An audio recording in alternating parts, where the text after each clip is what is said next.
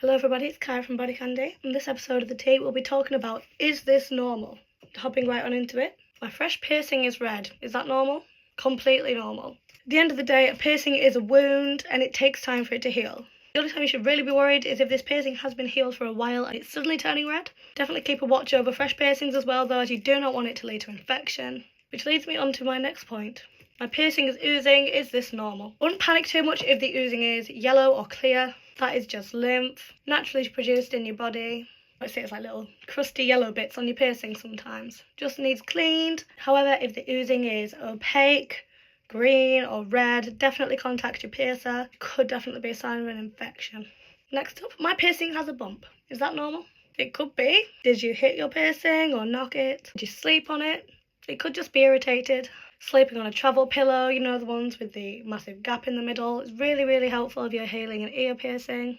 However, if you have a bump that just simply will not go away, once again, get in touch with your piercer. You might be having problems with your actual jewellery, might have been pierced at a wrong angle. Don't worry, this is not a death sentence for your piercing. 9 times out of 10, this can be fixed. Septum piercing smelling funny? Is this normal?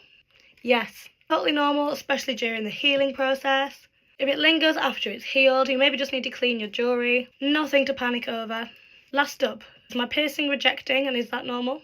If the area around your hole or holes is a little red and flaky, if you can see more jewellery than previously, say if it's being pushed out a bit, if there's new holes in the skin over your jewellery, if your jewellery's moved slightly since you got it and it's not sitting the same, you could potentially be experiencing a piercing rejection. I've only had this happen once to me with one of my helix piercings. If you're only experiencing the first symptom I just mentioned, it could just be that you're allergic to your jewellery, or you could just have dry skin around it.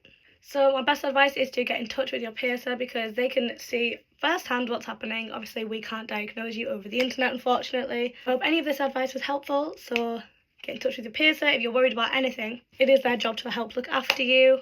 Bye bye.